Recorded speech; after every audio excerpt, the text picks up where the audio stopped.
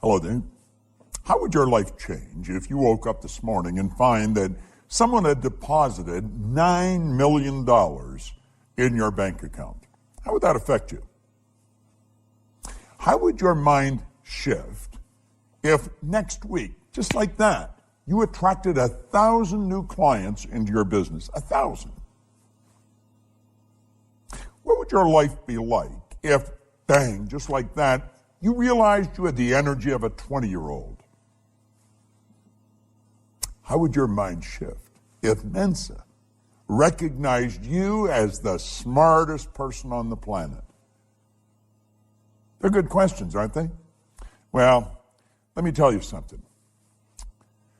There's a lot more than 9 million just waiting there to come into your life. There's an infinite supply.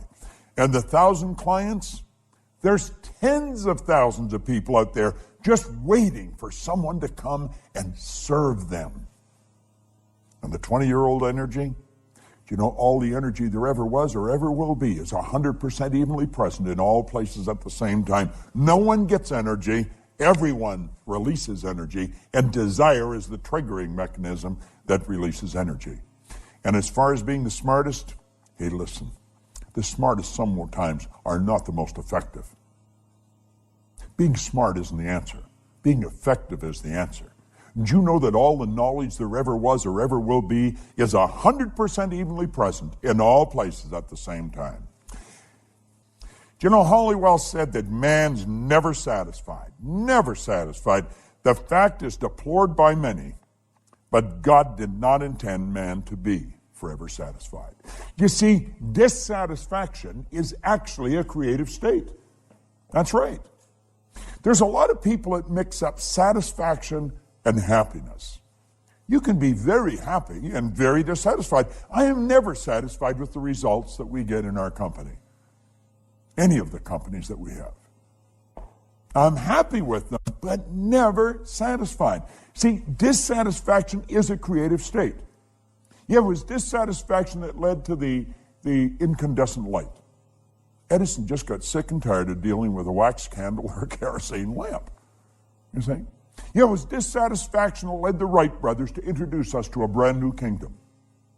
Yeah, it was dissatisfaction that took Edwy Hillary right to the top of the world.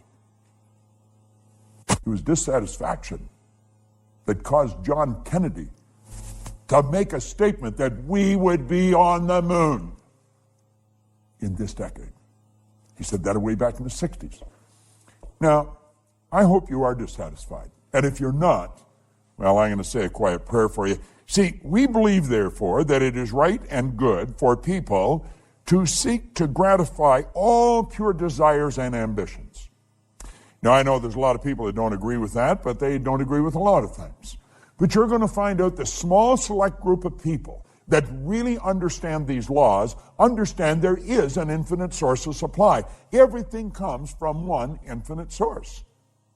Everything's made from the same. The difficulty with some is that they can more easily look to the creature as the source of their substance than to the creator. It's just beyond the average person's grasp. We don't really believe that God is the source of our substance. Now, when we start to believe it, I think it starts to happen. Let me share something with you that I read a long time ago. Dr. Wernher von Braun was one of the greatest scientists that ever lived. He's considered by many as the father of the space program. Think about this for a moment. He said after studying this now before I mention this, let me also mention that for a long time, science and religion were antagonistic. They just could not come together, but they since have come together. Now, von Braun said that after years of studying the spectacular mysteries of the cosmos, he was led into a firm belief in the existence of God. Now, I'm not trying to turn this into a religious dissertation.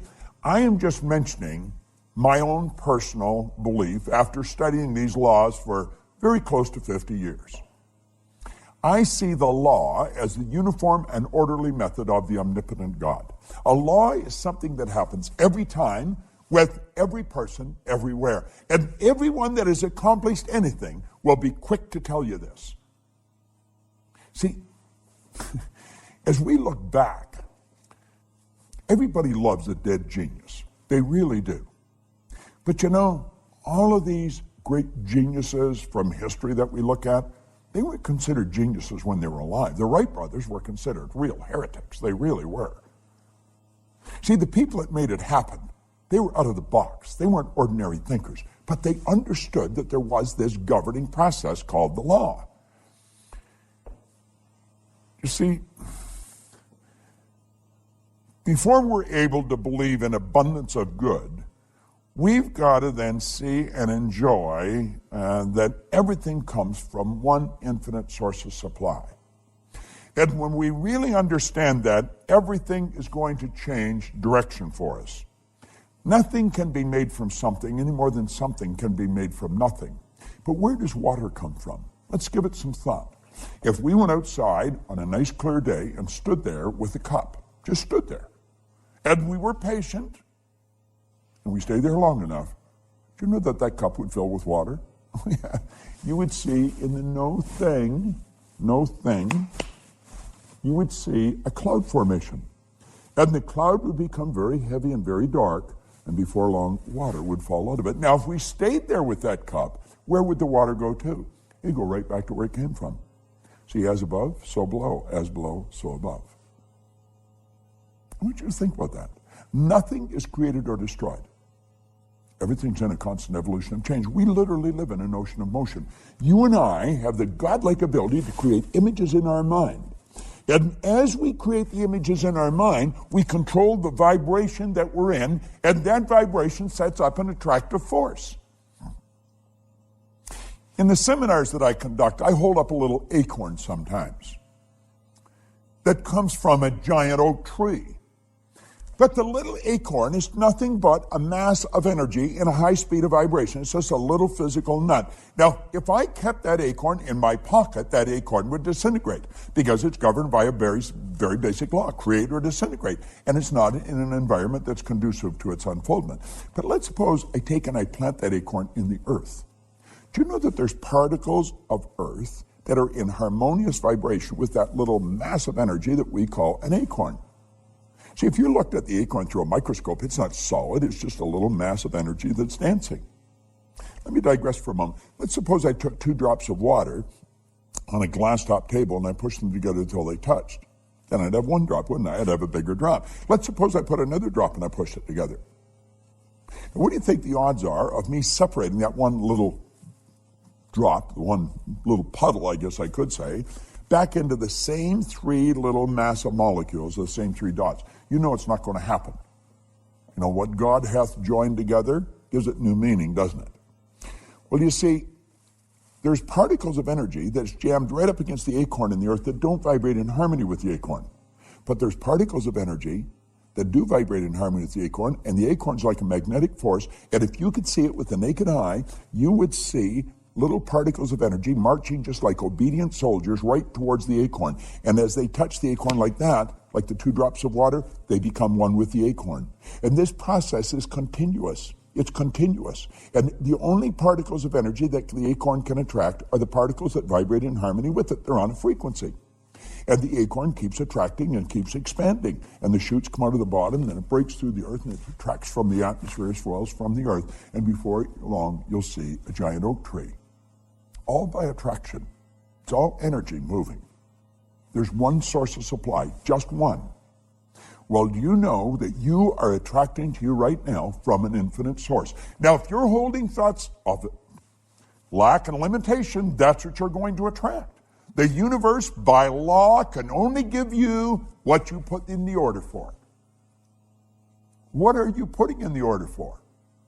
We talked in a previous video about thinking. There's a law of thinking. Well, as you think, you attract.